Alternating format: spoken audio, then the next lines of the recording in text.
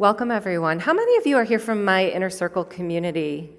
Awesome. Thank you for coming. So I have an Inner Circle community where I share a lot of content, and I do channeled courses, and it's so awesome when we gather in person. And that's the first thing I want to say is I just love that this event brings people together from all over the planet, because we rarely do that. And I really think it's so important as we're ushering in this new earth that we have physical contact with people as opposed to being on our phones and right on all these remote calls and things. So thank you for coming out. There are a few of you who aren't familiar with me, so I'm going to give just a short little backstory on who I am, why I'm here, what I do. And so this was not my plan, my life plan, being a channel at all. I lived a very mainstream life. I grew up here in Detroit. My dad worked on the line at GM, blue-collar neighborhood, Catholic upbringing. I went to college. I got a degree in marketing and business and PR, and lived in that world for a very long time. I worked for a big environmental firm and in industry, and had 2 children, got married, and lived the dream, decided to stay at home, gave it all up, switched out the business bag for the diaper bag, and dove into that life. I'm a very A-type personality. If I'm going to do something, I'm all in. So I was the volunteer queen of every single thing my kids did. I was the PTA vice president. I was the Girl Scout troop leader for 2 troops and the entire organization. I ran the local church social group, the neighborhood social group. You know, you're raising your hand. So I did it all. And as most of us do come into our spiritual awakening through a difficult journey, I had one myself and struggled with chronic pain for a number of years. And it got pretty bad after the birth of my second daughter. Long story short, I found out I have an abnormality in my hip joint. Don't know if it was there from birth. Don't know if it was caused during birth. However, I went down a spiral where I got into a lot of pain meds, right? Western medicine on that hamster wheel. We go and we get the new prescription and the new insurance card with renewed hope that we're going to get better. Constantly was declining. Was washing the pain meds down with alcohol at 6 o'clock at night while I was fixing dinner, which became 5 o'clock, which became 4 o'clock. My family made a move across town. And I truly believe, so we go through these mini awakenings constantly, right? We think, oh, I'm awakened, and I went through this journey, and then all of a sudden it happens again. But the universe, I believe, picks us up and puts us exactly where we need to be, even though we struggle through it, and it's hard. And so I made this move across town where I was this volunteer queen and went from this, volunteer cushy world to this place where I couldn't make a friend to save my life. I was in pain. I was stressed. I was getting worse. I stopped driving my kids because I was afraid that I wasn't going to be able to press the brake hard enough. And I had to take a pretty hard look at myself in the mirror. I was 40 years old, and I knew something needed to change. Well, synchronistically enough, I find myself immersed in Eastern philosophy, which I had no exposure to as a child. Didn't know anything about meditation, what it was for, all of these different things. And I dived in because I was so fed up with the pain. And it came to my attention that meditation could help reduce my pain levels. So I started to meditate for no other reason other than to decrease pain. I had no spiritual intentions whatsoever. And I fell into meditation very quickly. It kind of shocked me. Now I know, obviously, this is something I've done in other lives, but went right in and started to hear things. Voices, people talking to me. And what was really bizarre was I noticed when I was walking about my day outside of the meditations, I was encountering people and I was hearing things that I didn't think they were saying out loud. So I started to accuse myself of being a really poor listener. Come to find out, I'm actually a really excellent listener. And so I had this big awakening. I talk about it all the time. Christmas morning, I was making a dinner, and I was missing some ingredients, some really key special ingredients. One of those Christmas meals you don't make every day. We need the red wine and that exotic spice, and I had forgotten to purchase it.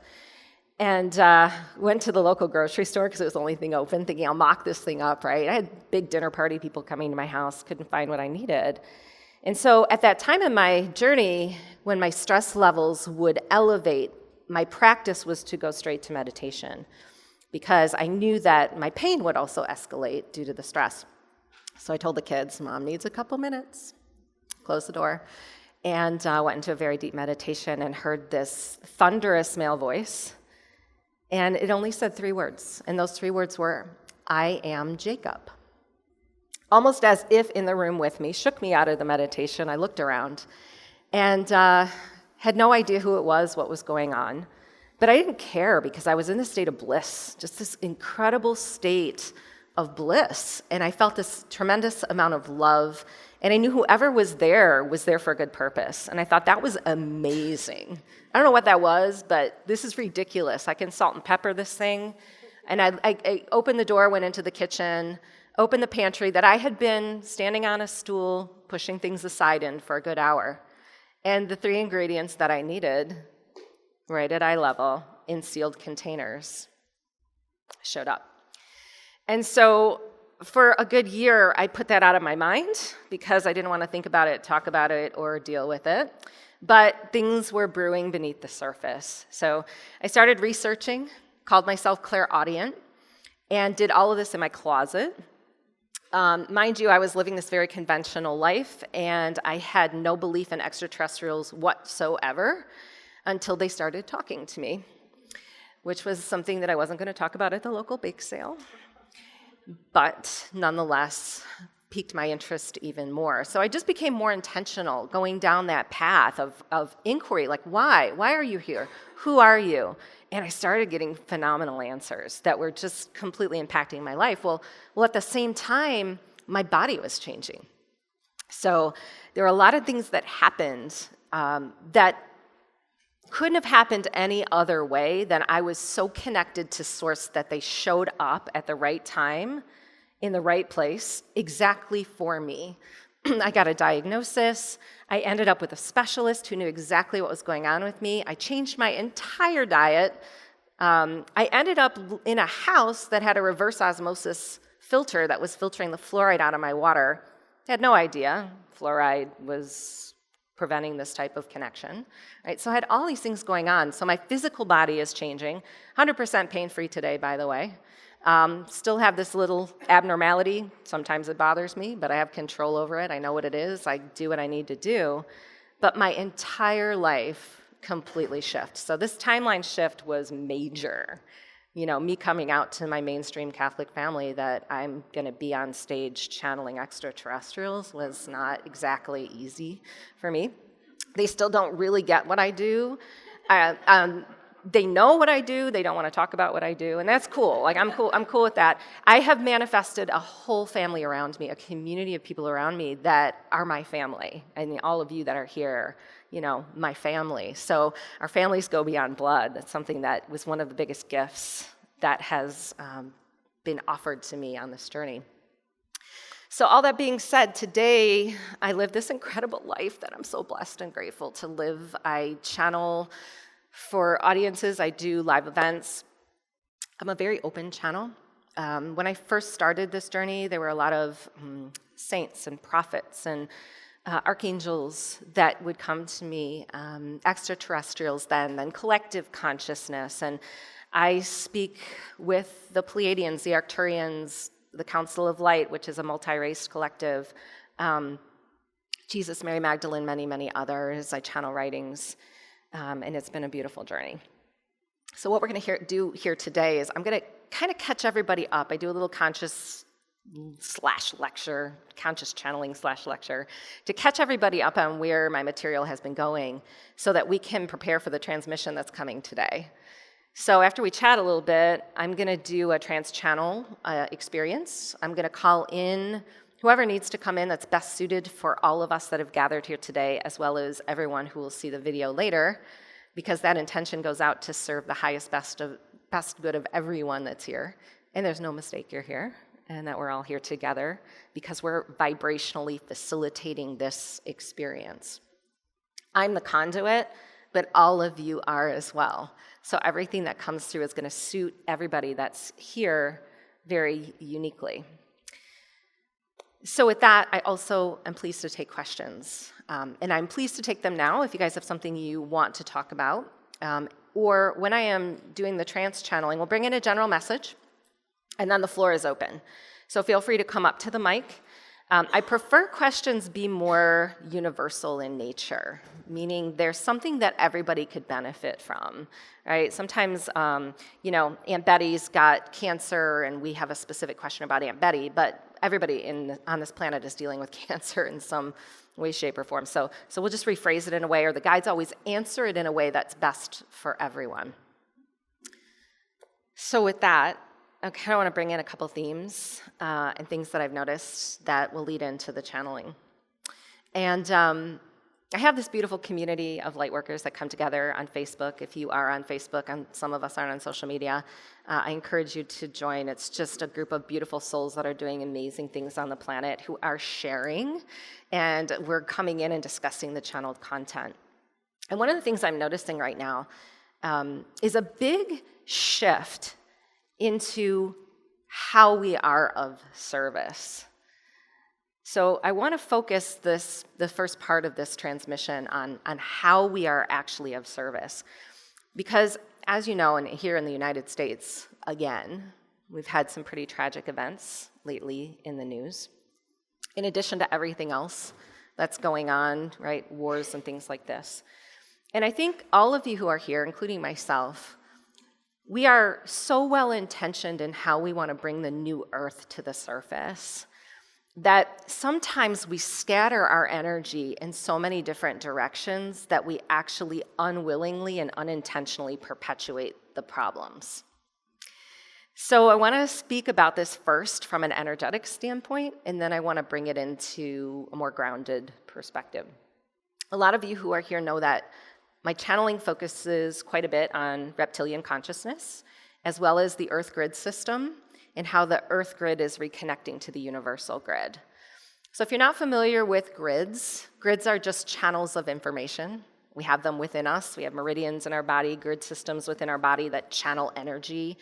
We are the microcosmic Earth that is made up of grids, and we also connect in to a universal grid system. Well, for decades, we have been encapsulated in a third-dimensional grid. The Earth has been kind of segmented or encapsulated away from the universal grid system, meaning that cosmic information wasn't coming as readily and available as it should have. And many of us know this. We weren't really awakened to these things. I mean, we can go back 15, 20 years, and a lot of us have just come into this type of communication, right? This type of intuition and channeling. So we have a big part in how grid systems form. What we manifest and what we create creates a grid.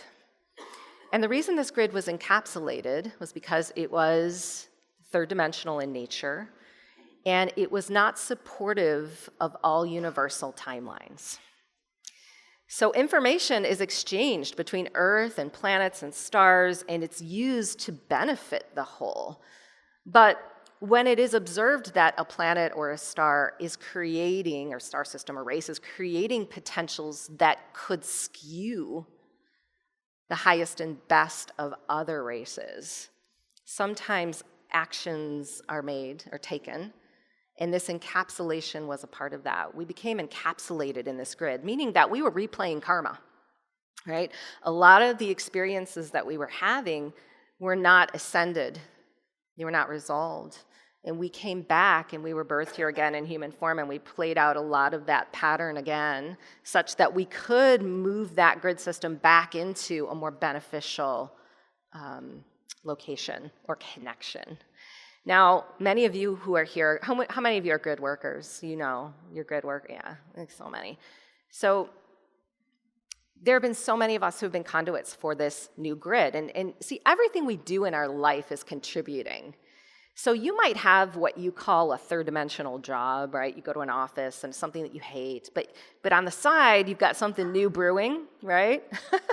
You've got something new brewing, right? It might be some kind of intuitive gift, or you're a healer, or whatever it may be.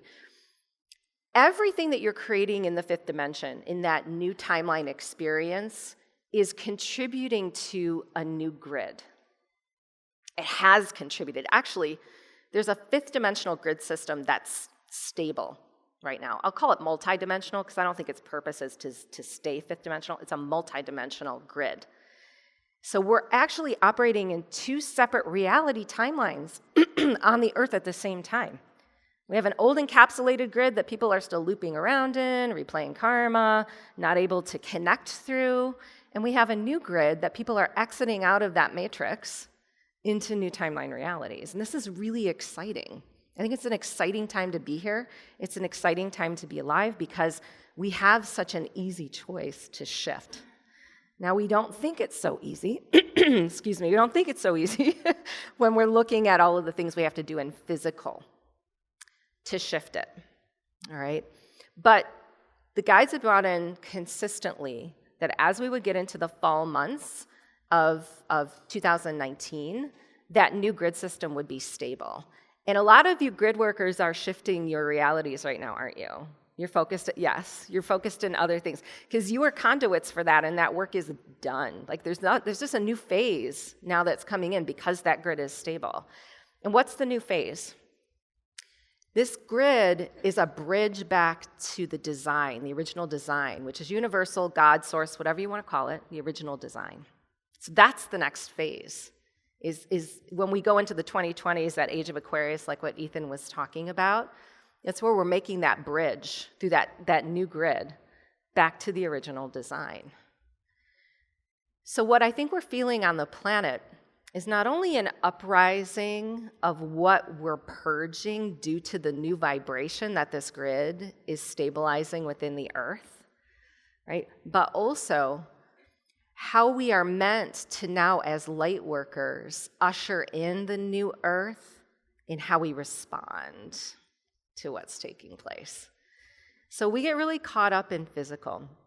What are we going to do about these things? Now, I'll give you a perfect example. There was someone in my community who was really concerned about air travel. And they said, we built this old model where we travel on an airplane and it's toxic to the environment and it's killing the animals and it's polluting the air. And how am I to interact with something like that? Should I just not fly anymore? Well, this is where I think we're really getting outside of how we serve, because we do have an old structure that we have to deal with right now. We do have two different timeline or dimensional potentials existing on one Earth. And so we're here to merge those two realities into a 0-point frequency so that they can come with us to that new design, or that old, we'll call it the original design, right, of God. So it's all in how you intend to interact with those things that makes the difference in how you are either perpetuating a vibration of what we consider negativity or old grid, or how we're using them to actually anchor the new Earth. So my response to that is, I'm here as a channel. I know what I'm here to do. I know that that mission was shown to me, that I am going to be on stage in front of audiences. It's not something I was ever comfortable with, but believe me, I'm going to use air travel to make as big of a difference as I can, because the underlying issue of everything that's going on right now is consciousness. So we can pick apart the toxins that are being placed in the air, right? All these old paradigm things. And yes, we have a lot of issues, a lot of problems. But the underlying cause is a lack of consciousness. So if we begin to utilize everything that we've manifested in the third dimension, which, by the way, isn't necessarily bad. I think a lot of what we manifested, it met us exactly where we were, right? When we manifest, it matches our vibration, it matches our consciousness. We're just different humans now than what we were when we manifested those things. And if you were here in Ethan's talk this morning, you probably saw how those things are changing already. So many good signs. So if we continue to hold the intention of how we serve and we get really clear on that, we can participate with what's on the Earth in ways that are changing it vibrationally, because we're anchoring something new through the old.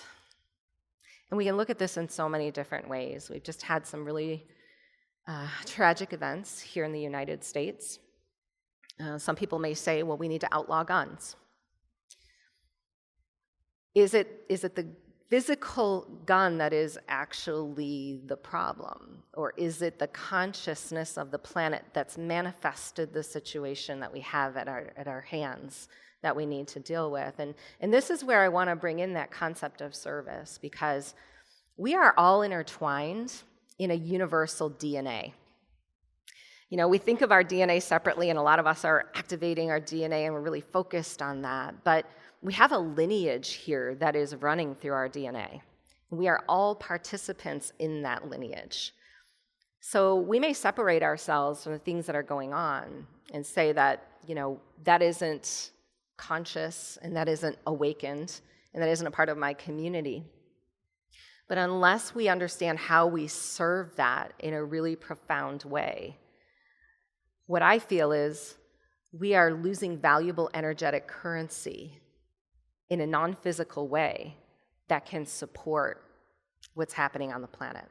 Because I get so many messages from people, what are we going to do about this? What about the president? What about disclosure, right? What about all of these things?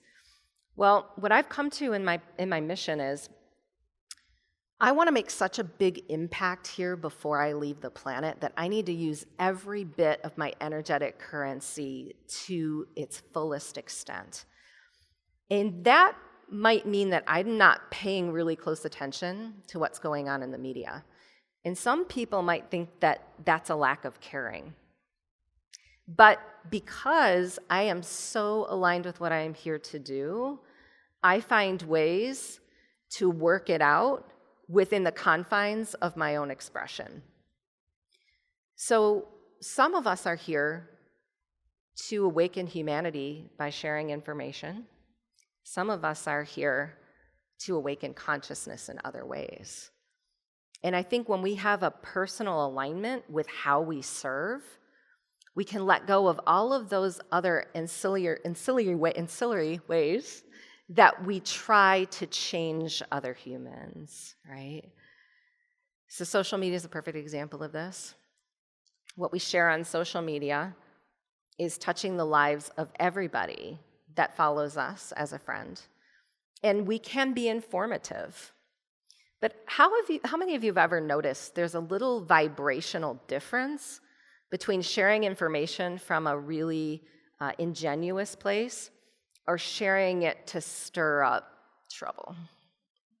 You can kind of sniff that out, right? I mean, you can look at the way people on the planet are sharing information, and you can tell if it's aligned with their mission or not, simply by the way it feels when it hits you when you read it.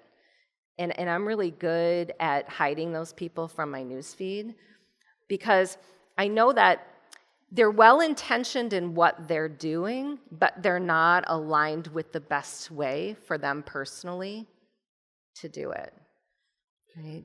And this can come into our personal family relationships as well. I just spent a week with my family up north, right? That's Buddha status.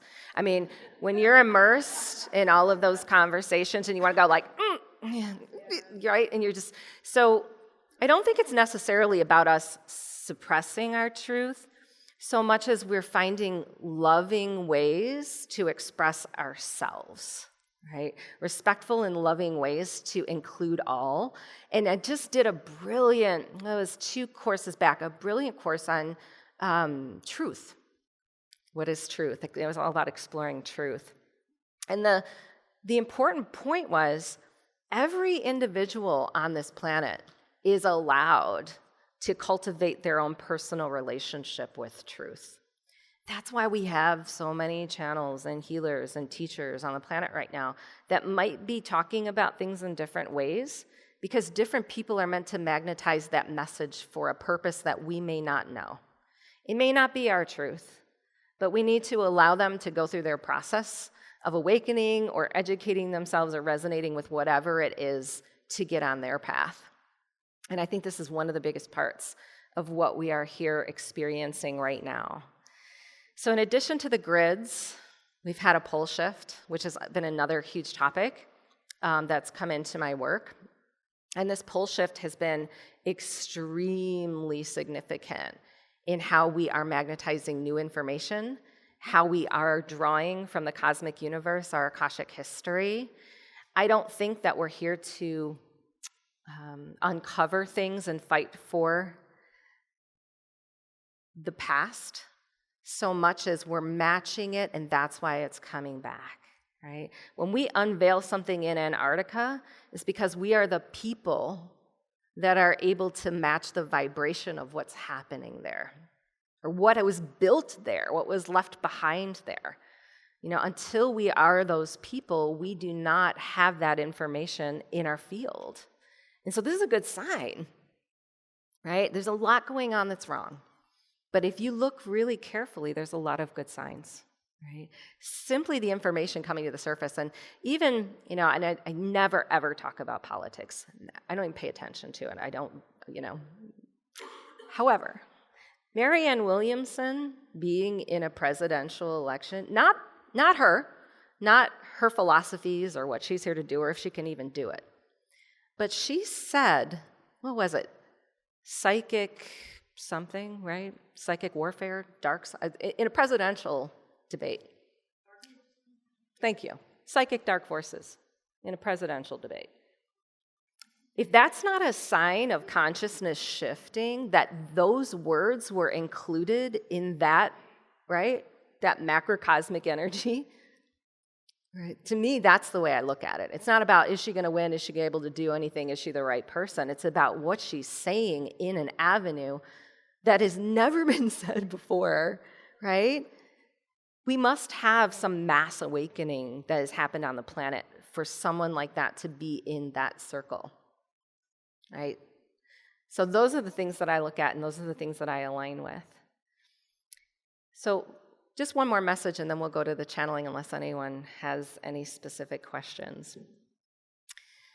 As my inner circle community has come together, one of the most profound things that I've seen is how they are supporting each other at times of transition and challenge. And I think so many of us are finding ourselves separate of family and alone at this time, right? As we're awakening, we're coming into new realizations. Even our vibrations changing, right? Like what Ethan said with his disclaimer, be careful.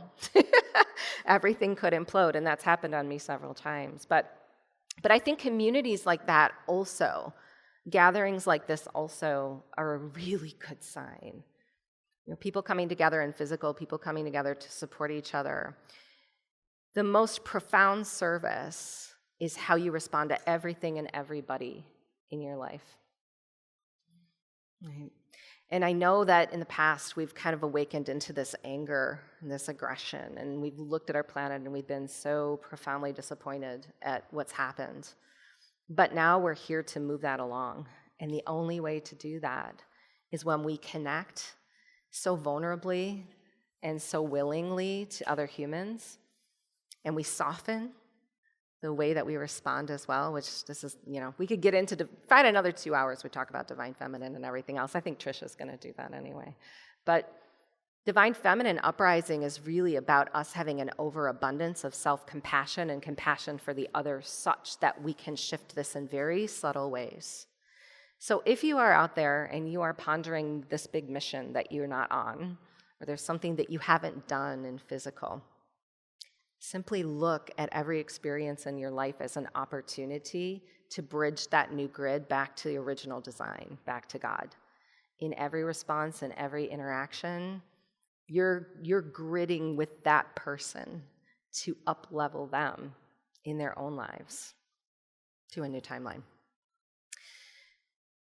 So I think we're ready to channel. Does anyone have any questions, comments? Yes, do you mind going up to the mic?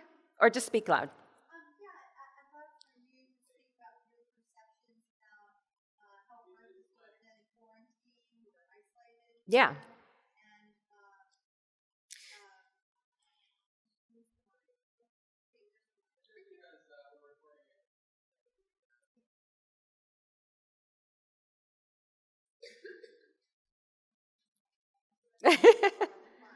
You can just come on up on stage, Trisha. Just join me. I'm joking. You go to the mic. I don't think if I thought this would work, I'd invite you up. So first, it's delightful to hear you speak. I haven't heard you speak before, and I can tell you're marvelous and very tuned in. So I would like to hear your perceptions about how Earth has been quarantined and how that quarantine is being lifted now. Yes. And also, I speak a lot about the science behind what's going on with the pole shifts and the galactic crossing. And, I'll present that this afternoon. But I would love your take on that. That would be wonderful. Oh, gosh, that could take a long time, but I'll just summarize. Sure. So I believe first that this encapsulation, I work with a Council of Light. This Council of Light is a multi-raced collective. They are in the highest integrity of the universe overseeing the grid system. And so what that means is they're monitoring vibrational frequencies that are coming from planets to other planets and affecting races. They can see when energies that are being created here have an effect somewhere else and how it'll be affected. And so they will very rarely get involved. And the reason that I believe this is because they do not want to tread on free will. However, if they believe that something we're creating here is going to tread on free will elsewhere, meaning we're creating a nuclear bomb, right, then they're going to do something to protect all of that information such that it doesn't affect other races. So this encapsulation, in part, I believe, was their responsibility, okay? It allowed us the freedom to ascend outside of it, though, which was the brilliance of it, because this encapsulation wasn't meant to harm us. And we still, all of us, right, who are here, had galactic communication coming. I mean, how many of you can communicate already with extraterrestrials, beings, guides? Well, many of you, right? I mean, disclosure's here. It's ridiculous that we're fighting for it. So in that encapsulation, we have the opportunity to ascend based on our own lineage, our past patterns, right? All of those things. So I don't look at it as a punishment so much as I look at it in universal integrity. However, there is an energy to it as well. So the beings that we are either maintaining that encapsulation or that grid system, keeping it in place, which I believe we did for a very long period of time, simply by the choices that we were making, the consciousness that we were vibrating at, right? All of that. And actually, what they've shown me is that because we have a new grid that's stable, because we have so many humans that are vibrating beyond, and of course the Schumann frequency ties into this because we've had so many raises in the Schumann frequency, that encapsulation is actually disintegrating on its own. So I don't think it needs to be taken away by any extraterrestrials that need to come in and save us or for anything like that. I think we are the ones that are responsible for moving this planet forward, and we are. So I believe that naturally that encapsulation is dissolving. And in a sense, what's interesting about this is they've shown me that many of us have been encapsulated in our own auras. So instead of unity consciousness and us being a one collective, we have been very restricted and encapsulated within our own auras. And we're meant to expand that energy. We're meant to blend and connect with other humans because that's how we impact them. But even in the spiritual community, we're so concerned about protection, and we're always, right, bringing their aura in and bubbling and all of this stuff, which, I've channeled a book on this, and it's a little controversial because they said, nobody's meant to bubble in light and separate themselves from other humans. You are that light. You are that light. So here we are. We're getting rid of that encapsulated energy that we've been stuck in as humans, separate of other humans, right, and playing in that ego structure, and reconnecting as a one, at the same time that this encapsulated energy is disintegrating and coming down. The poles, I think there's so many different elements of the pole shift, but the biggest one is that simply it was called for in this time. We became the humans that needed to up-level, and the poles are magnetizing information from the cosmic grid. And the Earth is changing in its position in the grid system as well. So our Earth is actually moving into a new position, which is a reconnection of the universal grid system, right? It's like that encapsulation kept us in a location that was not even the best for us. So now that it's disintegrating, the Earth is moving back into a position that's beneficial for all of us to reconnect to our cosmic lineage, our cosmic families. And so there's been physical ramifications of this, obviously. I think within Earth, all the elements and things that are changing right now, there's a lot of disruption on the Earth's crust. We are the microcosmic earth, and we've had a lot of that in our own physical bodies. I've channeled a lot of information about this in article form on our magazine page. You can go back and read. I had 2 specific ones about the pole shift, as well as follow-ups about how our bodies were adjusting to the pole shift. The most recent one was about our cells, and that there's an entire cellular reorganization going on right now in our physical bodies, because even our cells were misaligned. So when we look at a disease like cancer, it's actually a group of cells that are functioning outside of the whole, where our cells are like a matrix of one, and they're meant to support the entire structure as a whole. We're actually purging information at the cellular level right now to do that, and our cells are being reassigned to new organs and tissue, and all these different things are happening. And this is why it's been kind of emotional right now, too. And I think we've been really lost in that how to serve, because when we're processing all of that energy, it takes our field down a little bit. There's been a lot of exhaustion that's been going on for a long time, that light worker exhaustion that everyone's talking about. I truly believe it's real, but I don't think it stems from any one thing. There's been a lot of physical changes, a lot of physical processing, a lot of energetic changes going on that we've had to integrate. But I think we're coming into new templates, new energetic signatures. It's back to the original design. We're not used to that, you know? And to Ethan's point, he said time is speeding up. How many of us who are in some of those old third-dimensional timelines feel that? I mean, I can feel it. I can get into my calendar and into my schedule and into old way of being and just cannot keep up with time.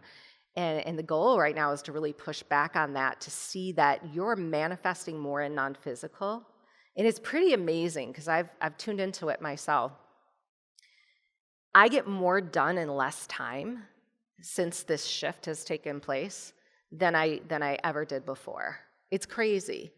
But you really have to let go of some of those old beliefs and thoughts about how physical has to be controlled.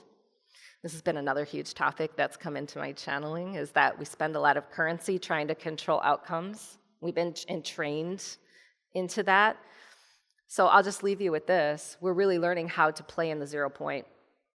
We're not used to that. I think we've been in the past, we've been in the future, but presence is 0 point, and this is where it's at right now. That's what the pole shift is supporting. That's what the new grid system is supporting.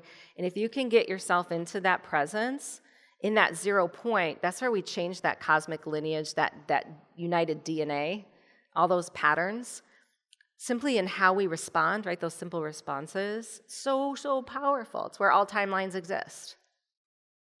And what's interesting is the guides say, you don't even have to make a physical change. The only thing you have to do is see the pattern for what it is. You know, like addiction, for example. A lot of us have been dealing with addictions, family abuse, things like that. But we've been simply rerunning them unconsciously. When we get into the 0 point, it's hard, because we have to really look at ourselves, and we have to look at our past, and we have to look at our future, and in how it affects us now. And I think that's part of the shift that we're going through, with a lot of emotions that are coming up to the surface. When we get there, we have to purge all that stuff at the cellular level. All those emotions we've suppressed, the things that we've held, you know, so dear to us, that really cause some of the most disturbing issues we have with the mind and the way we talk to ourselves. I just channeled in a whole transmission about our inner voice. It's like a technology. Our inner voice is a technology that's been hijacked.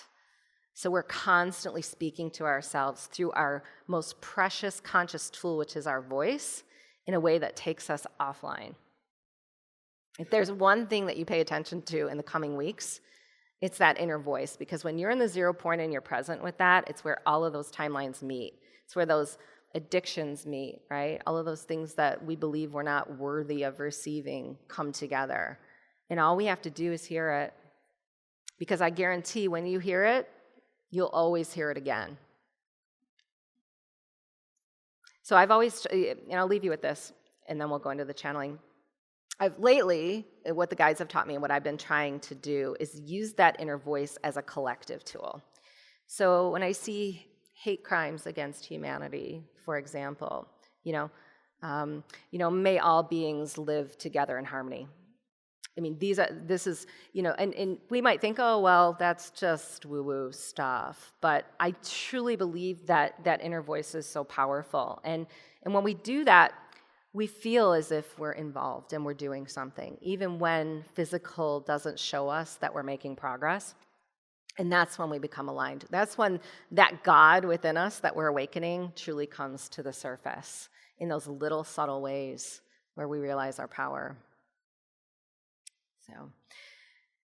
So with that, I hope that answered your question. But I have some brilliant articles on Awaken Empowered Magazine about all of that stuff. So definitely check those out. All right, so let's do a trance channeling. I'm going to pull my chair up, and we're going to hear from a variety of guides and beings today. There will be many that come in and out of the room. We will get a general message, and then I will open for questions. You can line up behind the mic and ask away.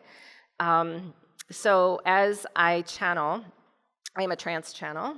I'm actually outside of myself. I have this interesting kind of experience where I'm an observer of myself in the room, and the guides and beings will speak right through me. This is a vibrational experience, so if you get lost in the words, don't worry too much. I twitch and shake a little bit when I channel. It's just the difference in frequencies between the beings that are coming in and the experience we're having in the third dimension. We're going to work with the Council of Light today.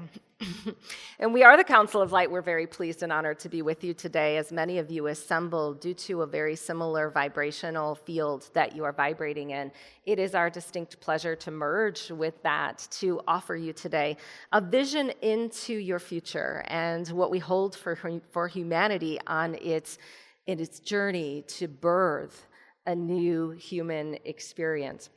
We want to first explain who we are and especially allude to the purpose of councils that form in the galactic universe. Throughout time, there have been groups of beings of different DNA genetic that have come together in unison through a singular intention. And often that singular intention is born simply because there is a desire to ascend or to create a new reality that has not been experienced yet in this universe. And as we come together as one, in a similar dimension, this dimension being the 12th, we are in unison, in a similar harmonic, operating non-physically to support whatever intention has brought us together. Now, this may change as we see many of you birthing new realities and shifting your vibration and creating new timelines. And it is not just Earth that we are overseeing. We hesitate to even use that word oversight because it reminds you of government officials and many of the third dimensional structures that exist upon your planet. And councils do not operate in a similar fashion. We are always considering the highest and best potentials of all in any decisions that are made. One of the most important aspects of our gathering is to activate your Earth grids, especially when we see timeline potentials that may skew humanity from further progress. This is the best mode of interference that we have been able to achieve, simply because all of you who are human are connected electromagnetically to the grids within your Mother Earth. And that electromagnetic connection allows us to send signals that will amplify potentials within you to create new realities. These are opportunities, and this is what we most want you to understand, that we are not here to usher the reality in for you. It is our highest intention that you are co-creating this reality with other humans, within your own divine plan, and especially within the universal cosmic family that is a one support of this earth. So these opportunities come as advancements that you may tune into if you are aware, simply looking at the celestial movement of the beings that gather around your earth has been utilized by ancient cultures to tune in. In addition to this, we know that many of you are so heightened in your sensitivity that you are able to understand there are times of very quick and ready information waiting for you that is exchanged from us through the earth. Now, magnetically, there have been a variety of changes that have taken place that we know many of you are aware of. In the previous discussion, it was brought to the attention of this collective that there is a new grid system that has stabilized. And we want to speak to this first because we know that many of you are looking at this grid as the only potential for humanity to shift its reality. But what we want you to realize is that this new grid is not holding the potential for you. It was actually created by you. And we say this as a key code reminder to your highest self that you're a participant in every transition that happens on this earth.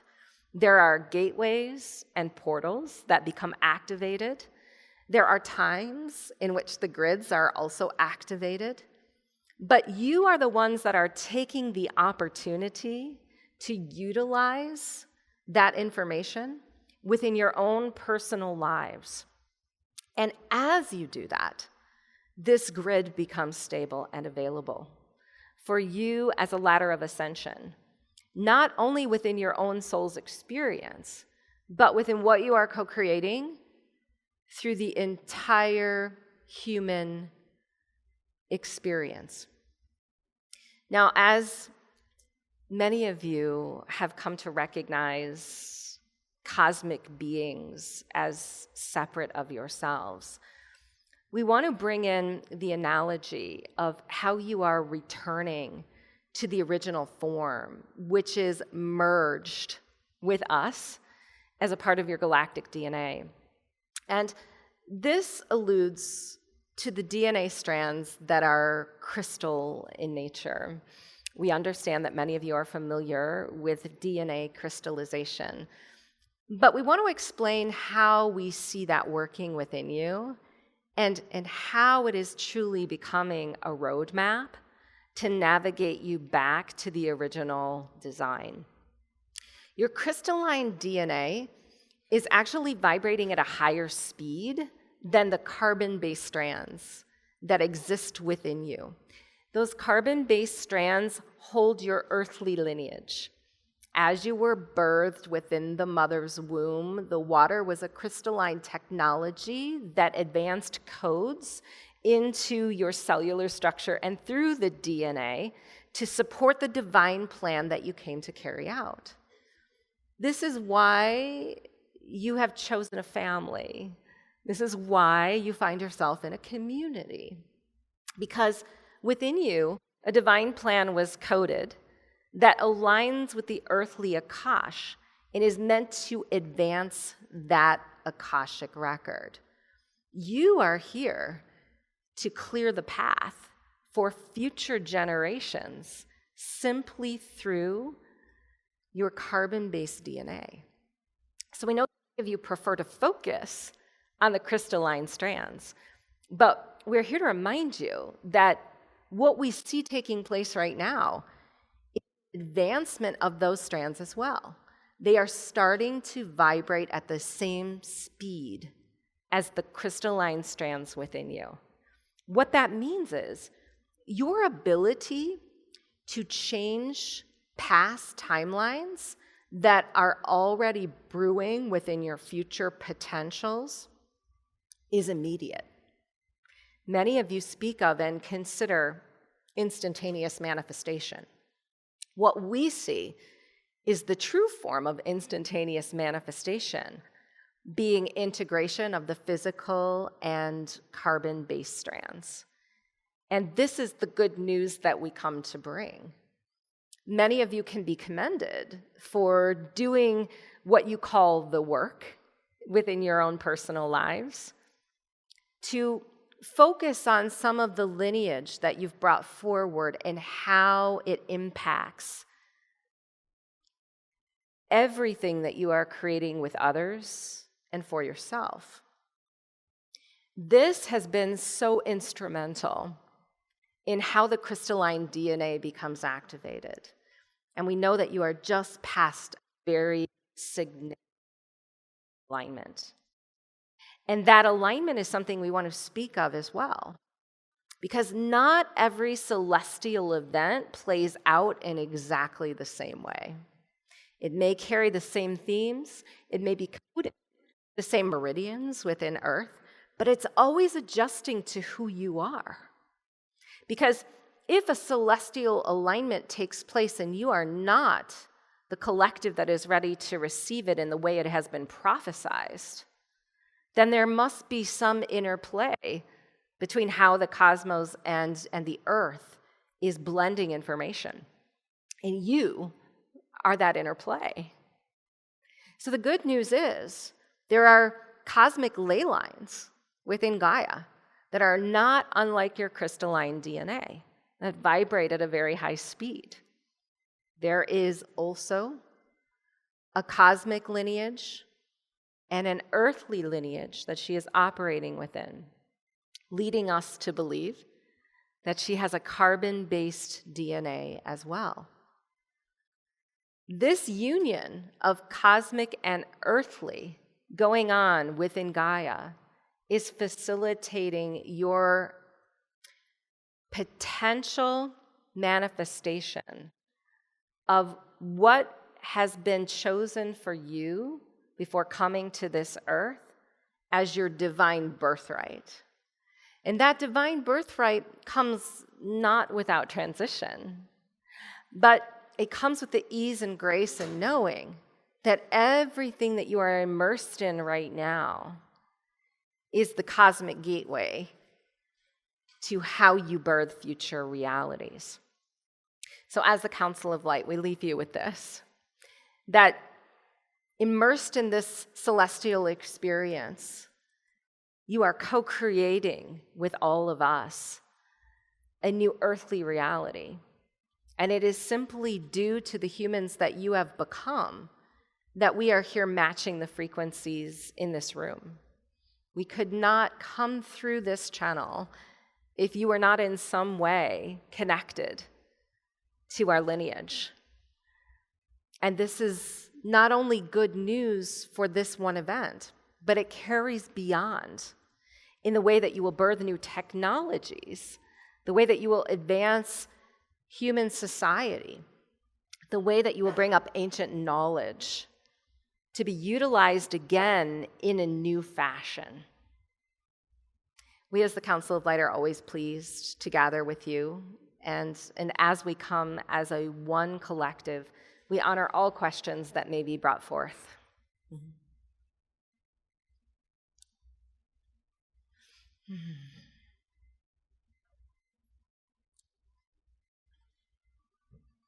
First, thank you for your contribution.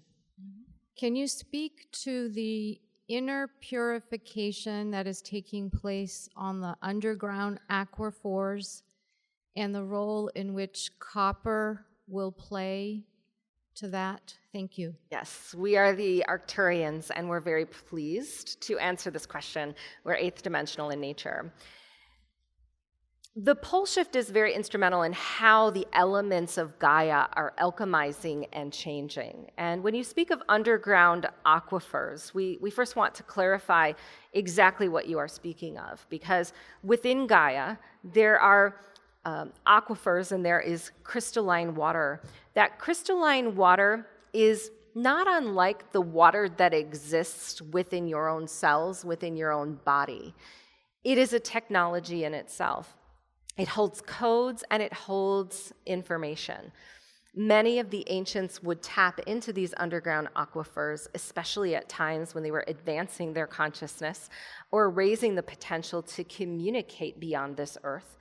The elements were very pivotal in this, and especially the strategic placing of elements on your Earth next to some of these aquifers is what we want to speak of next.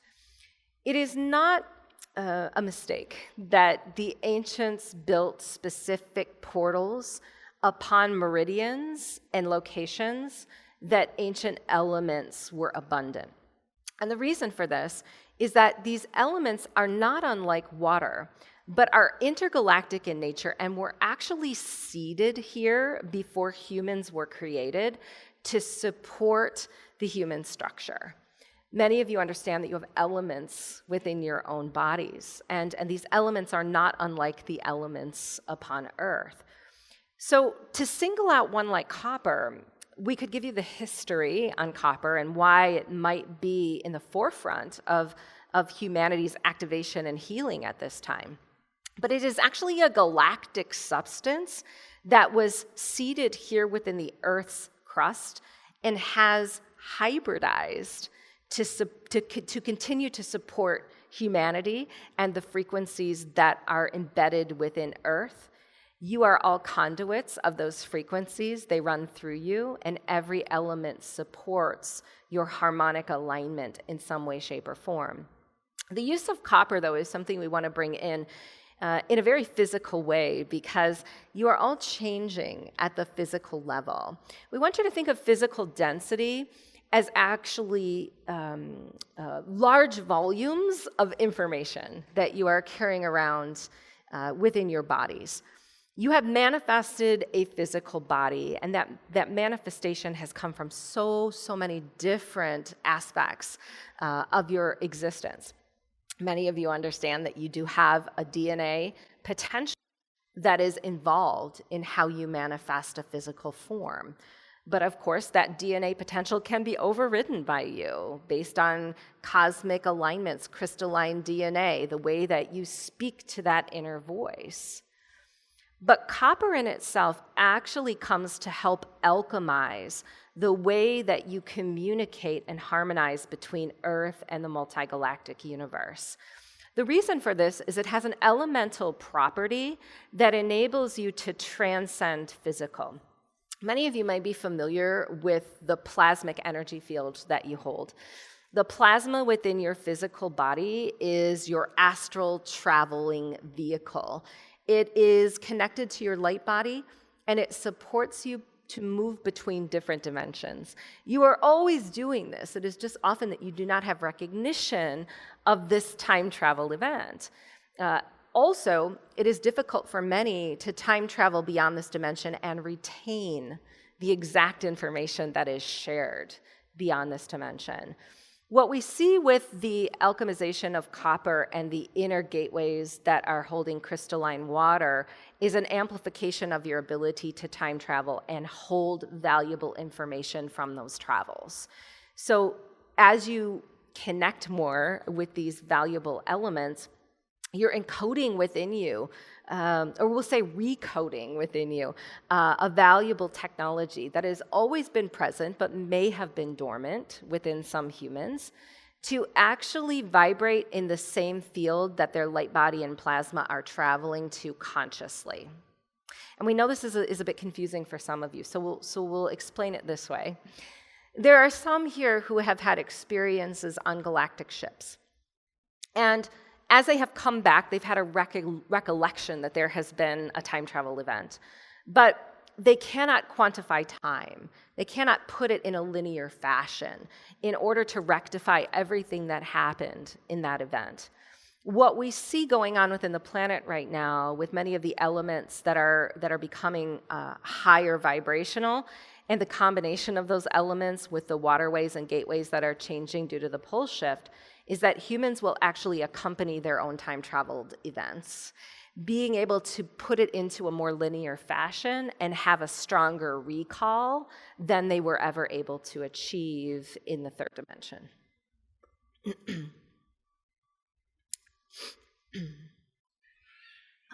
Several years back, I had a vision about human microchipping. It was a futuristic vision, and I was curious what your thoughts or concerns were about microchipping. we are the Pleiadians, and we're pleased to address this question because there are so many different galactic projects that are going on within the universe that are interacting with humans and with Earth.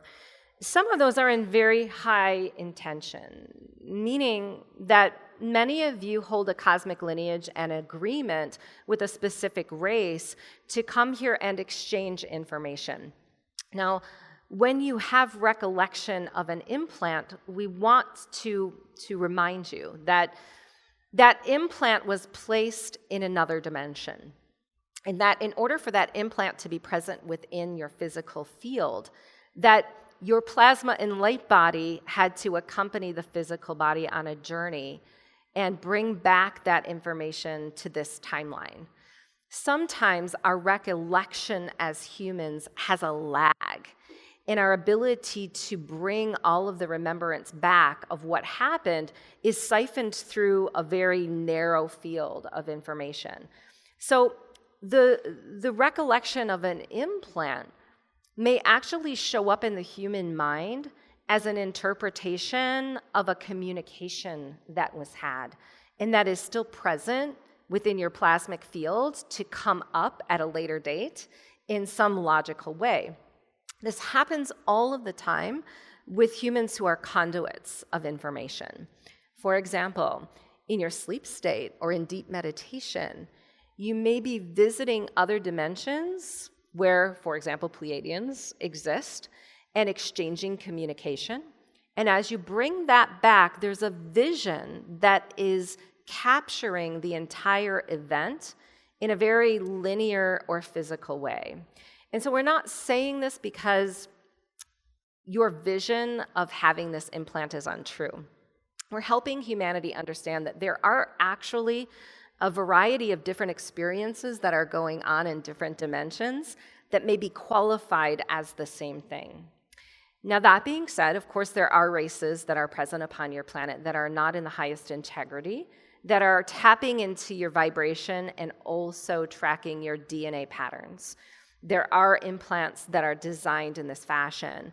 But we want to make you quite aware that implants within humans are also plasmic in nature.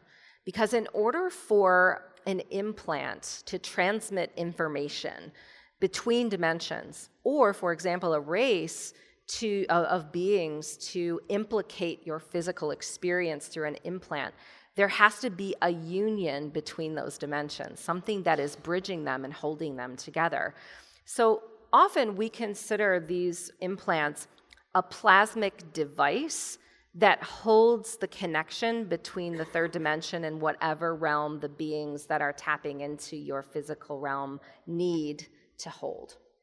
Now, what's valuable about this information is that as a human, when you feel yourself outside of the realm of your own human experience, operating in things that don't make sense to you, or especially that feel out of alignment with your highest truth or path, you can tap into your plasma to actually find out if something is skewing your dimensional reality. And we know that many of you are capable of this. In meditation, you can scan the etheric realms and the non-physical realms for these devices, and you will often find awareness of them simply through the way the physical body feels, or by tuning into the third eye and it guiding you into a process of identification. And if it is a plasmic device, that means that regardless of how physical you may interpret it to be, your non-physical energy has the ability to change it. Because any plasmic device that is inserted within you becomes a part of your plasmic field, and you are the only controller, director of your human plasma. There are many different tools and technologies that can assist you in tapping into that plasma. For example, some of you may have been taken on ships as a young child, but don't have the remembrance of that. It is stored within your plasma because the vibration of that experience doesn't match who you are right now. But very skilled intuitives can take you through journeys to uncover what lies within that plasma, the true story of what happened within your childhood. And if that is the case, that you can retrieve your own information from your plasma, that means you are able to rectify also anything that has been implanted into it. So we give you that today to empower those of you who feel threatened by or manipulated by some type of implant, that you, as the conduit of your own plasmic technology, have the ability to sense, confirm, and change the intention of any implant that you believe is present.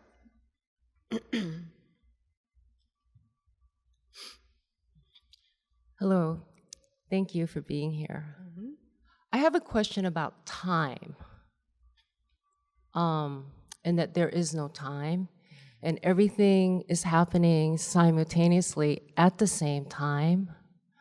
If that is true, then time is an illusion, and the reason why we individually and collectively, I guess, are having our experiences is because the point of focus that we are aligning our energies at this time. And if that's all true, then why do our physical bodies change, mostly decline as we go through time, if there is no time? And then why do we have to leave this body and come back in a different time if everything is happening simultaneously at the same time? Yes. Thank you. Yes, we commend you for that question. It's multifaceted and multi-layered, and we are the Pleiadians. We're pleased to answer. Well, we first wish to say that the perception that you have of age and the way that the body must decline based on age is a belief structure that's been so implanted in the human psyche and consciousness for decades of time that it is affecting and skewing your own personal timeline, your collective timeline. So let's get to the original definition of time, and then we'll work our way back to answering all of these elements of this question. You see, time is a factor of dimension. Dimension is equal to your access to information. So as humans, you chose to be present within a physically focused dimension, and many of you perceive that as a very negative decision. But we want to remind you that physical reality is actually a very beneficial experience to have. And there are many of us who are also choosing physical realities as well. Some of us are choosing between different multi-galactic, non-physical and physical realities because we enjoy to experience them both. But the Earth is a physically focused reality. And time here is truly just a linear perception or construct to organize information. Because when you think of physical reality, think of a very narrow pathway of information. And for you, that is quantifying the number of years from your birth to death. That is quantifying memories that you have made and had along the way. And all of these things help you to exist in a physical reality. So time in itself is not bad, but it is very limited in its definition, and especially has been affected by the third dimension. So yes, you have confirmed that time does not exist. We wish to say it a little better. Time is actually the definition of your existence beyond this reality. It means that you are not stagnant in this body. You are spirit in form. You are light in form that is moving through different timelines, vehicles, and locations beyond the one that you can perceive. So we'll clarify that further. Time is equal to perception. If you were to remove the human clocks from your home and not have a perception of time, the only thing that you could rely on would be the sunrise to the sunset. But your perception may be that that sunrise to sunset was a very long period of time in which there was much accomplished and experienced. Or your perception equally could be that that time from sunrise to sunset was very quick in fashion. And many of you are perpetuating this limited belief around time because you have been entrained in a measurement of it throughout your entire life. And so simply, as a physical form, you're holding a fragment of an oversoul that's manifested into a variety of other realities in different dimensions and on different timelines. Remember, dimension is only equal to the amount of information that you are able to integrate. If you are non-physical, you have more available access to non-physical information. Many of you are sitting in this room right now and you're very aware of the physical material that is present, the chairs, the floor, the walls. Some of you are also aware that there are non-physical beings and energies and are able to tune into those. So if you are aware of the more non-physical elements of this room, the question becomes, are you existing in the same timeline as someone who is not? Multiple timelines can exist within the same dimension. And then the next question becomes, if you are tapping into more non-physical energy than physical in this room, are you in the same dimension as the person that is sitting next to you? Possibly not. Dimension and time are very reliant upon the number of DNA strands that you have integrated and activated. And we hesitate to bring this in because we know it becomes a judgment or a comparison, and there is no right or wrong here. You all are meant to operate in a full 12-strand crystallized DNA. Some of you have access to 9 strands and have activated those 9 strands. It doesn't mean that you're living in the 9th dimension, but it does mean that time operates a bit differently for you. Because in this space, you could tap into another timeline. You may be tapping into a more non-physical timeline that is giving you the story of the person sitting next to you. Does that mean you're in this dimension? Well, no, your physical body may be, but you are traveling beyond the time that exists in this space. So further, we would say that time is actually a personal perception based on who you are, why you came, what you are here to create, and how your extrasensory gifts and abilities have manifested, and how you choose to use them. Now, further, the way that time is co-created is very important to bring into this conversation, because we know that many of you have been entrained in a belief that there are milestones that must be hit as you come into adolescence, childhood, adulthood. There are times in which you must go to school and achieve certain goals. There's a time to be married. There's a time to have children. There's a time to retire. Again, you are breaking the norm of so many of these concrete beliefs that have been entrenched within you from years of time, that time is beginning to actually change. So it's simply the way that you choose to work with time on this planet that is holding a new dimension or co-creating a new dimension for all of humanity. Many of you are perceiving time differently simply because your energy field allows that. And the more that you tap into that different timeline, that different dimension, the more humanity has an opportunity to also do the same. Now, we want to speak about soul fragmentation because you've brought in the cycle of birth and death into this communication. And even that at this time on your planet is changing, because the encapsulated grid that you are operating in was a loop of returning to the planet through a similar soul fragment to play out karmic patterns. There's an Akashic basis here that all of you are tying into. You are not creators from nothingness. God was the original form that fragmented itself into many such that it could experience itself and co-create to expand. And you are all fragments of that God, but you are here tapping into an Akashic basis through which you create. That is your divine plan. So as you are birthed with this divine plan in the crystalline water of your mother's womb, there are aspects of collective reality that you come to both negotiate with from the standpoint of human condition and also change based on the way that you interact with. And soul fragments from your oversoul container, meaning the full soul energy of your human self, are existing in other timelines simultaneously. So there truly is no linear past other than what you perceive from this soul fragment.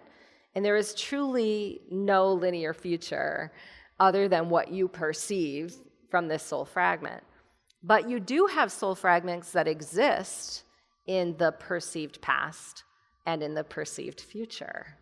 And you are all tied cosmically by the same soul themes. So divine plans are actually patterned, not unlike sacred geometry, to the themes that all other soul fragments of yourself are playing out. And this is why healers will often find that humans have an addiction stemming from a past life. And the problem with this analogy is that they will go into the Akashic field and change the addiction in that past timeline, but forget that there are other soul fragments that are experiencing it in other ways elsewhere. And the one thing that we most want to stress here is that if you have a pattern of addiction running in your divine plan, it's not because you're meant to suffer through that addiction. It's because it's significant in how you affect the planet. So if you find yourself surrounded by humans who are perpetuating addiction, or you find yourself struggling with an addiction, the higher dimensional timeline of that expression for your soul fragment is not to heal it, but to actually serve through it. Because that's what all of the soul fragments are doing at the exact same time. And this is why patterns exist in our perceived past or future, because they're strengthening our ability to impact the earthly Akashic field. So human death isn't necessarily an ending. It's an integration back into that oneness, that wholeness of that soul energy that you are, to reconvene with all other aspects of yourself to see where progress needs to be further made. So when you reintegrate into the one, it's not that your physical body has declined to the point where you have to leave the planet. It's that there's a point in the contract that you've come to where an exit may be made and a reintegration point may concur with others, such that you can expand even more. There were ancient gods and ascended masters who were able to rebirth their soul fragment through the same physical body time and time again and incarnate here. The reason that's not happening now is you have become so far removed from the teachings of the ancients that brought this information to the planet that you don't even vibrate in the same field as that amount of physical longevity. However, we see that changing because the new grid is not a recycle or a replay of the same soul fragment back into a body. It's an exit point into the galactic universe where more information becomes assembled and brought back to Earth. So we want you to think of it this way. The death of a human soul or a human body is really a choice. It's an opportunity that's taken. It's an exit point within the divine plan that came in a specific dimensional experience that's no longer valid. What that means is you may be finding later and later exit points and experiencing more and more longevity simply because this new grid, being more cosmically connected, is a crystalline DNA activity. It's taking you beyond what the Earth has limited within your mind and allowing you to tap into ancient tools, practices, and elements within the Earth that facilitates we'll say a higher vibrational human experience in the body. All right? Yeah. Hi, thank you so much for this information. I have a question about the cosmic ley lines that you mentioned. Are they, do they run along the acknowledged ley lines that have already been mapped on the planet, and are they going to shift as the poles are shifting? And does it benefit us to move or to visit them periodically physically and have physical contact with them? Yes. So we're the Syrians. We're very pleased to be a part of this transmission. And the reason that we are here is we understand that this major celestial event that has been brought into your awareness is one that needs to be quantified. These cosmic ley lines are not unlike your crystalline DNA or the strands that humans have qualified as dormant. It is the same for Earth that it is for a human structure. If something is not utilized in abundance, it is lost of its frequency and vibration, its availability. These cosmic ley lines are energetic in nature, and yes, we believe that the pole shift is facilitating them. They are not necessarily specific or stagnant locations within the Earth. Many of you are familiar with significant ancient meridians, and we're going to define meridians a bit differently than ley lines. The meridians within Earth are actually channels of energy that move not only between the poles, but very specific stargates that allow information to be exchanged between the galactic universe and Gaia. These cosmic ley lines are actually portals that have been dormant that reconnect you back to the universal grid system. So think of the way in which this new grid was formed as a bridge or a temporary support. It is not meant to be here long term. However, it's helping to pull Gaia back into the right alignments in which her cosmic ley lines reconnect in with universal ley lines. We call this not unlike your crystalline DNA, and the reason for this is that the crystalline DNA holds volumes of information. So where your cosmic, or we'll say your carbon DNA is very earthly in nature. Many of you associate with diseases and specific body types, for example, a specific race that you were born into. The crystalline DNA is actually like your oversoul's journey through time. All of you have been Pleiadian, Arcturian, Andromedan, Sirian, in so many different dimensional timeline experiences. But that information has not been available to you. So we want to make it really simplistic. These cosmic ley lines, what they're doing is they're advancing your ability to bring information in from cosmic experiences. You just had a presentation on how fragments become unified. In the same way, cosmic soul fragments want to come back and rejoin you here on the Earth, that it's been a very difficult vibration for you to hold. Perhaps, for example, you've had a very significant lineage in Sirius. And in that lineage, there was a great technology that you were responsible for creating or overseeing. And there's something that you are here to do in relationship to healing and technology. What these cosmic ley lines are doing are advancing the opportunity for you to reunite with these cosmic soul fragments, these lineages that advance your own divine plan. So as a soul, you've been very encapsulated and physical in how your human physical experience must be created. However, you've been void of adding in so much valuable information and experiences from these cosmic timelines. One very advantageous aspect of this is it is able to overwrite very dense and ingrained human patterns. You've spoken of addiction, for example. If within your human lineage there's a strong pattern of addiction, there may be a variety of tools that you're working with to override that addiction or to purge it from your experience. But when you are able to integrate a cosmic soul fragment, you actually override the addiction because it is such a high frequency experience that physical addiction can't uphold within the structure. So you're seeing more of a time of activation with these cosmic ley lines being activated within Gaia. And many of the healers that are here will be advancing in this ability as well, simply because Gaia is resonating at a higher frequency.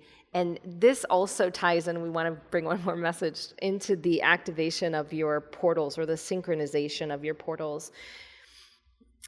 As the Syrians, we are always observing the way that Earth portals are changing. They are living, breathing entities. We first wish for you to know that every portal is a living, breathing entity with specific intentions and characteristics. And they have also been very separate through time. They have functioned very well, but they've had very specific experiences for humanity, or intentions for humanity. These cosmic ley lines are a synchronization of all of your portals back into a united collective. And this is extremely advantageous for humanity. It allows you to uphold higher frequency timeline experiences to manifest instantaneously, and it supports instantaneous healing as well. These portals are meant to work together, not unlike your cellular structure, but have been very separate.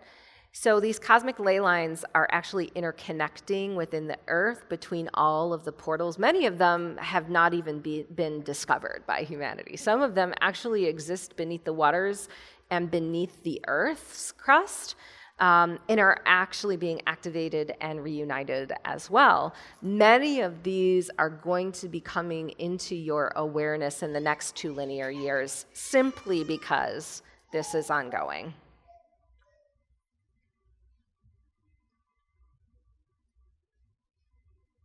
Thank you for being here.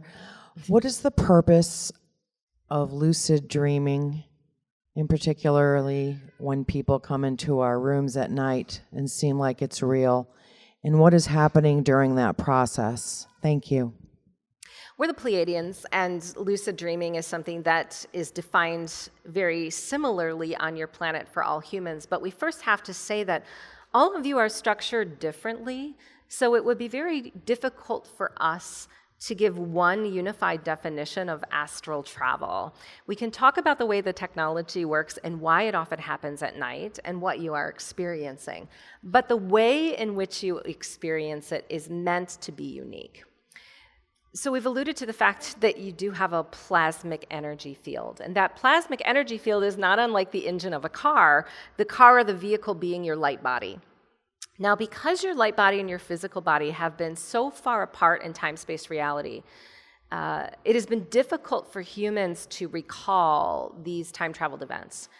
And sleep state is a very beneficial one because, in essence, when all of you fall off into sleep, you are releasing the resistance of the physical body's speed that holds the light body back from the travel that it is here to do.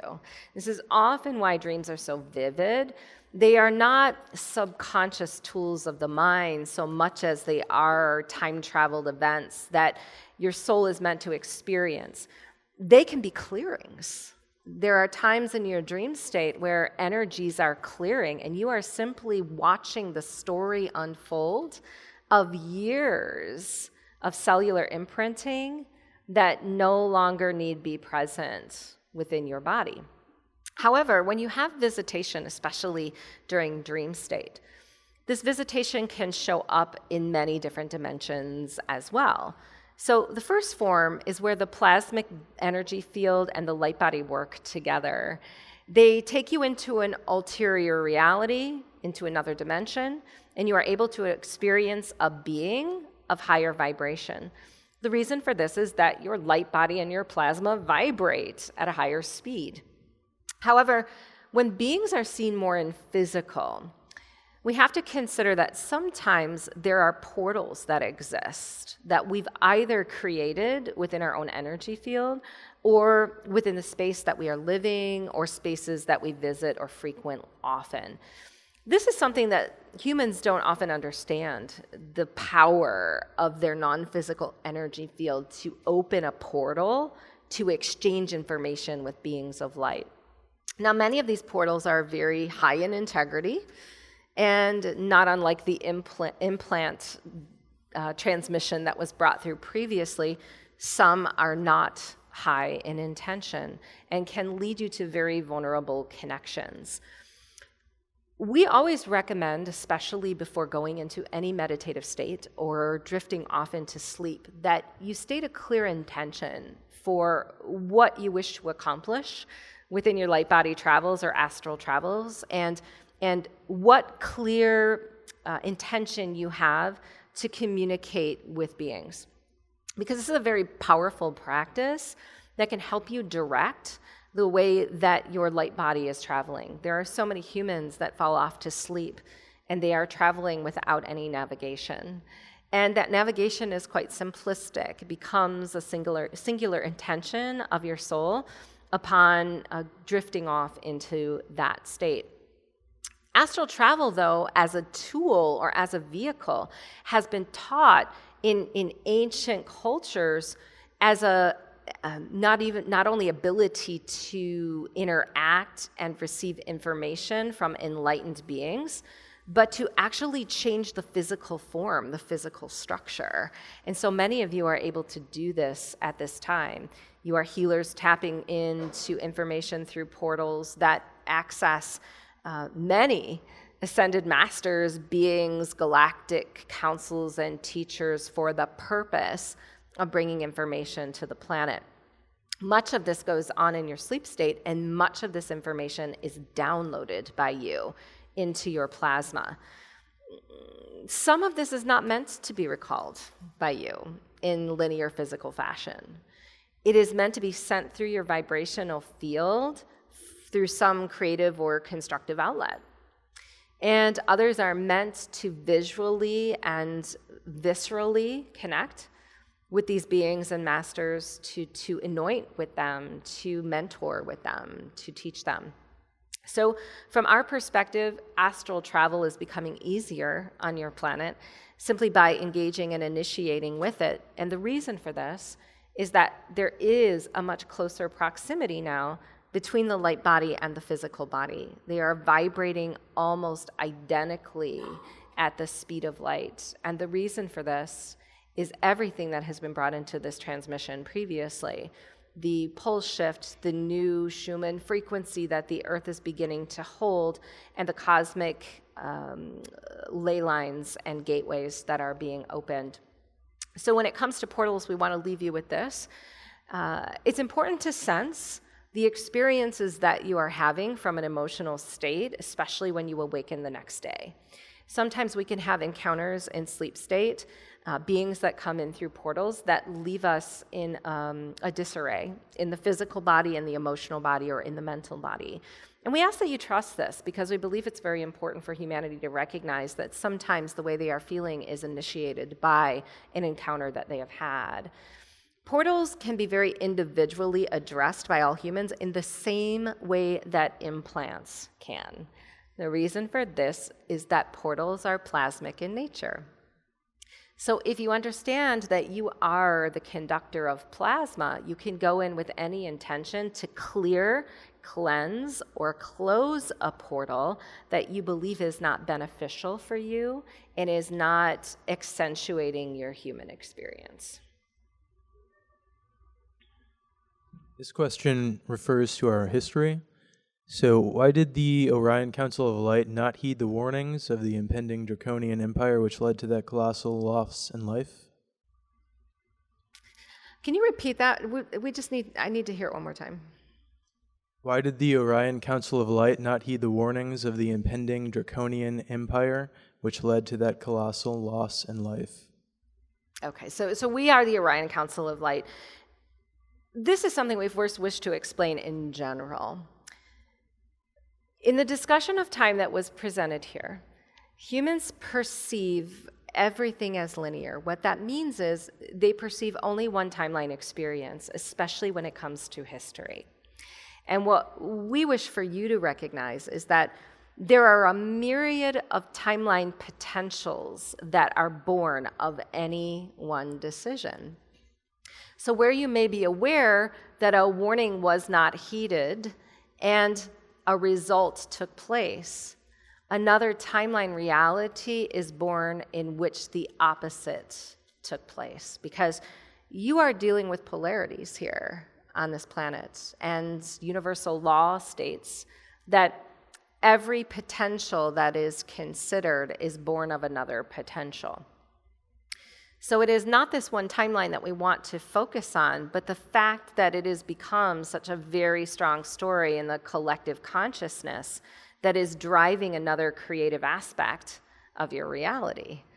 So the way that you perceive history affecting your present moment reality has a lot to do with how the next timeline potential becomes born.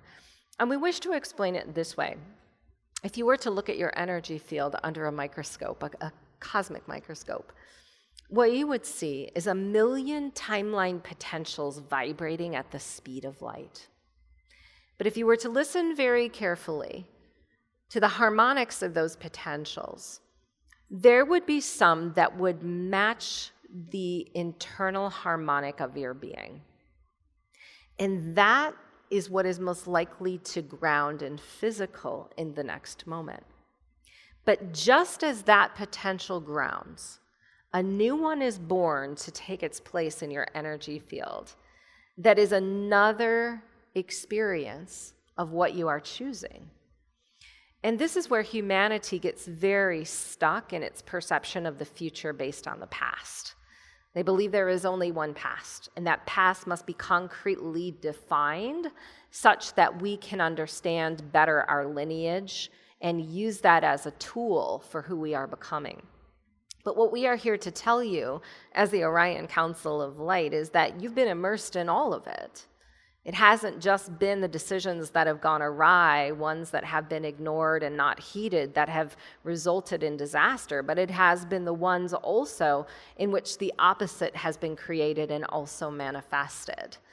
So what we want to bring specifically to light about the event that you are speaking of is that not unlike humans, we are here co-creating a reality based on ascension. And there are often times when our collective has vibrated in a way that's led us astray. Humans do not often look at higher vibrational beings in this way. They believe that they are ascended, such that there is no timeline experience that is uncomfortable or a challenge. And often we direct you to intention, because there are events that take place on your planet as well that end in a catastrophic event. There are events in your own lives and decisions that you have made that have not ended in a very positive way. But the intention that you had at the moment that the decision was made is something that we always wish to take you back to. Because in that intention, there is a basis of love. And the only skewing for that basis of love is the perceived lack of it that causes an intention to go awry. So in this experience, it is, or was, our fullest intention to create or co-create a reality that we believed was in the best interest of all. However, that intention did not manifest as so, and as such, we are now able to utilize that information to be of further service and to continue our assignments in working not only with humanity, but many other intergalactic beings, collectives, and councils that are here to support the universal expansion.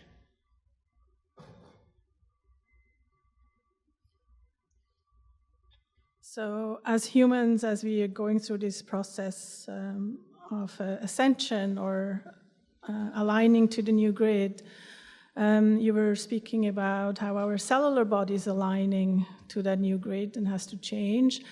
I'm having some questions about what about our energetic system, thinking about our chakra systems, yes, or the meridian system of our energetic bodies. If you could speak about that, thank you. Yes, we bring in the dolphins and whales, and they're so pleased and honored to be here.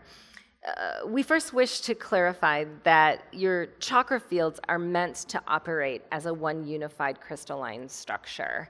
not unlike the crystalline core of Gaia herself. And this is indeed what is taking place. Many of you are at varying degrees of this chakra crystallization. Some of you are focused in the upper chakras, and these have become crystallized and are functioning as a one. This means that you are advancing your gifts and abilities to work in concert. And chakras are actually harmonic portals. They not only allow information to be filed and organized, but they use that information as valuable energy for you to support humanity. So this crystallization process of the chakras will continue to take place within all humans, especially as you go into the next linear year. Now, at the cellular level, we want to bring in several messages, because what we most recognize within Gaia taking place is that her cellular water, her inner waters, are holding a new harmonic sound. This harmonic sound has never been a part of your human reality. This means that you are not only here to uncover the original design, but you're here as new humans working with that design in a new way. So within Gaia, the movement of the waters is actually an indication that elementally and structurally, she's changing her reality. And this is why we are on assignment within the galactic waters of Gaia. We are a one collective that is supporting this harmonic shift. And when we see that there's an imbalance, we are toning and sounding in the waters to bring this balance back into being. Now, you as humans at the cellular level are also exchanging your human water. Think of this water as holding not only the star codes and cosmic information that has been spoken of, but also holding your own coding, your own beliefs, what has been passed on through generations of time, but what you've experienced, especially the most traumatic experiences that have been resisted. There is a sound harmonic within your cellular water. And because the harmonic of Earth is changing, you are now reorganizing that sound by bringing to light all of the things that have been hidden in the past that can no longer hold in your energy field.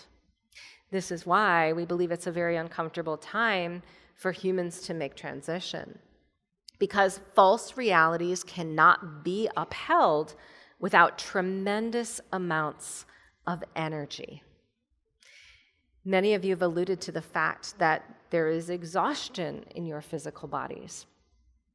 Well, when there is something in your reality that is not in alignment with the new human you have become, the new vibration you have accepted, the new template that you're stepping into, but you are attempting to maintain it or resist it, you are using up valuable amounts of energetic currency at the cellular level that are causing disruptions within your frequency field.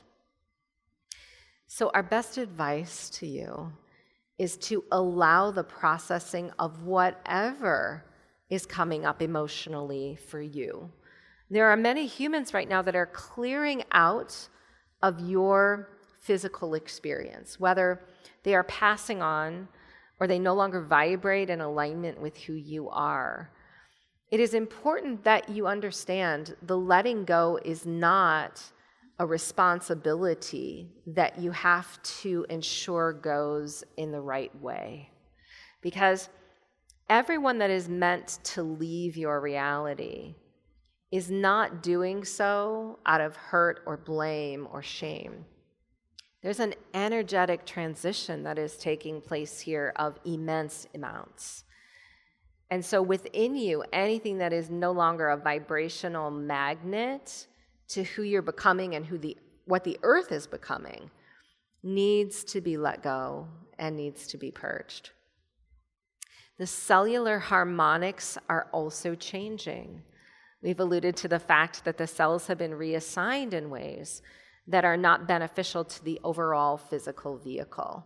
Some of them have taken on singular assignments of pain or disease and are running discordant patterns. What we wish for you to realize is that this reorganization is so important that they're letting go of what they've held on to make them more available to other areas of either your human physical life or your co-creative collective reality. And we want to mention also that within the cellular reorganization, there is a purging of sorts. There has been so much information that has been downloaded by humanity. Everything that you take into your physical body or that you interact with physically or non-physically is information that is processed through the cells. You have been bombarded here by toxins, by unnatural frequencies of sound. You have been speaking to each other in very imbalanced and unnatural frequencies and tones. You have been speaking to yourselves in this way. No longer can a high vibrational cellular structure maintain discordant harmonics. So what's truly happening at the cellular level is the new Schumann frequency is creating a new cellular harmonic within you. And it is causing you to see that discordance much quicker. It is causing you to catch yourselves in the act. And it is pulsating within you a desire to let go of the things that you have held on to so long that no longer suit who you are becoming. So our best advice to you is to flow, not unlike the water, with the changes that are taking place within you and within Gaia, to allow yourselves to be at rest and compassionate with everything that you're experiencing in this cellular transition, and to especially give yourself and your physical body a break or a fasting between large amounts of ingested information, whether that be food, even higher vibrational foods or waters, whether it be spiritual practice. Because what we see within humanity is this need to counteract anything that feels out of alignment, to quickly bring into alignment the things that are uncomfortable. And when you are doing this, when you are bombarding your consciousness, your physical body, your spiritual self with information, at a time when the planet is doing the same, you are compounding the integration process. So we simply advise that you allow yourself more space to enable all of this information to come back into balance and to fully trust that the divine intelligence within you knows exactly what to do. That as harmonics change and upgrades are made, the cells, the organs, the tissues know exactly what design to recreate. Yeah. Can you speak for understanding regarding the Earth's elements in their monatomic state? What is their nature? What is their potential? Is it advisable to consume these in supplement form? And what other potential uses for humanity does this state of our elements hold? And currently, we're only aware of a handful of elements that vibrate in a monatomic state. I'm curious to know if all the elements have a monatomic state. Yes. Actually, we're the Mantis Collective, and we are so pleased and honored to be with you today. Yes, every element that has been present on this planet exists in a monoatomic state. However, there has been a disturbance of the natural balance within Earth and a toxification, a genetic modification of many of the natural resources that have been seeded here. this is what many of you on this planet came to experience, not because you were meant to suffer in the physical body, but because you were meant through your own transmutation of toxins to actually replenish the earth with natural resources by skewing the potentials that exist to harbor or continue on advancing these more toxically modified or genetic forms of plants, elements, even supplements. Now, we first wish to say that every element, every natural resource that you need is contained within one breath. So the most important thing for humanity to recognize is that a regular practice of being with the breath will naturally alchemize and amplify your vibrational state at the monoatomic elemental level. Because the earth herself is a living, breathing entity. And her breath is what sustains all of these elements. It is a messaging from you to her that allows them to change. You see, the herbal remedies and plants that are seated within humanity are not meant to stay stagnant. They continue to hybridize and alchemize and appropriate themselves to exactly who you are and what you need. Because you, as humans, are not meant to stay stagnant in the physical body either. However, there's quite a resistance to the way the physical body must come with you into the fifth dimension. So we want to address this first. The old paradigm, or the third dimension, taught a reflection of the body outside of the self. There was an ultimate pillar of health or abundance and physicality that many of you have subscribed to and been attempting to achieve. And simply because there can be no one standard for the way in which every physical body is maintained, you have taken yourselves away from your own unique sacred design and squelched the divine intelligence within you from communicating exactly what it needs. Because not all of you are in need of the same elements at the same time in your evolution. That is why a plethora of elemental properties exist upon the earth, so that they are in abundance at times when humanity is transitioning. And we will say that simply because of the pole shift and what's been taking place within the Earth's crust, the ingestion of monoatomic elements such as silver and gold have been very helpful for many humans, and we advise that many of you are ingesting to bring your cellular energy back into an organic state. That's what they were designed to do, and that is why they were seeded here and brought here by what you coined the gods, which are actually human hybrid DNA being. Now, also, you are all meant to uncover a unique energy signature as you transition. So the way that your body maintained its energy before could never be again once you have gone through some transition. And often the pain and discomfort that is felt within the body is simply a reorganization at the cellular and organic level that needs to play out such that a new energy signature can come into balance. But what happens is in the midst of that transition, there is such an ingrained belief that something is wrong and a desire to change that in physical that we are not tuning in to the messaging that exists within that divine intelligence.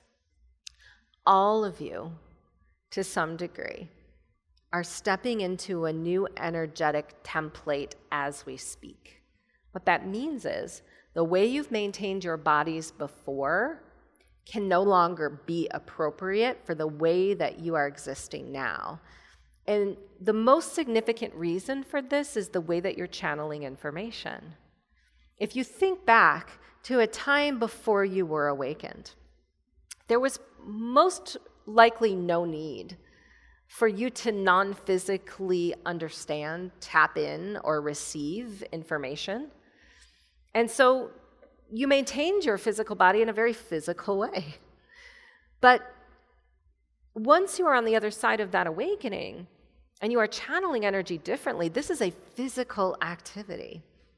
The channels and meridians within your body are channeling so much information at a higher vibrational speed that it is not unlike a physical workout that you would often take on in order to improve your physical bodies. So the question becomes, what is it that my body needs? Well, our advice to you, especially right now, is not unlike the dolphins and whales have mentioned, to take a fasting of the supplementation and the dieting practice, especially the things that you are tuning in outside of the self that are guiding you into very unnatural ways of being.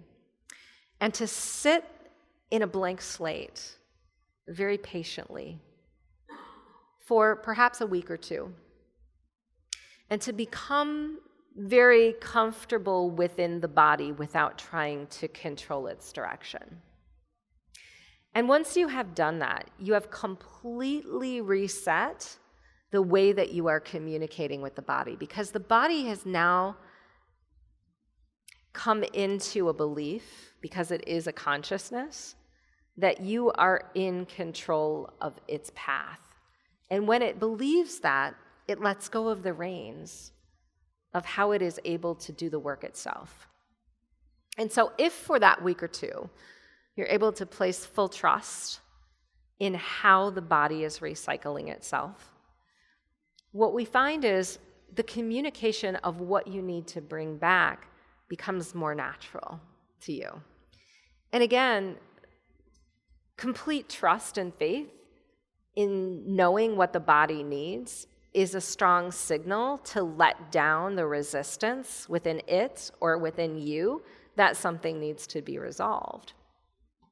So the elements that are yet to be uncovered cannot be quantified because they are alchemizing as we speak. Because you are vibrational beings constantly in motion, and there have been so many elements that have been seeded here. The pure forms of food that many of you rely on as organic are not even at the highest vibrational potential of the path ahead that you will be walking. But we believe that because you are choosing them, you are resetting your energy field to expect higher quality vibrational input. And as you do that, you are manifesting, or you must manifest, that higher vibrational input. So think not of avoiding what is not for you, and not including everything that the physical body must need to control or keep it in balance, but to flow with what the body needs and to trust that you are always receiving exactly the messaging that you need in divine time to allow the body to come into complete balance.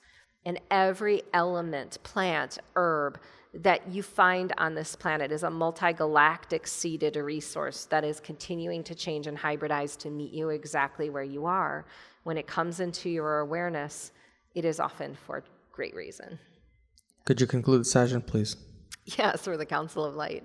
So many of us have gathered here today, and it's been a distinct pleasure and honor to interact with you vibrationally. We ask that you most recognize this, that the transmissions that we bring in are not meant to be actualized by the mind, but absorbed by your energy field, such that there are realizations that are brought to light in the coming weeks. And we stay with you as those weeks unfold, such that the integration is easy and graceful. Many blessings.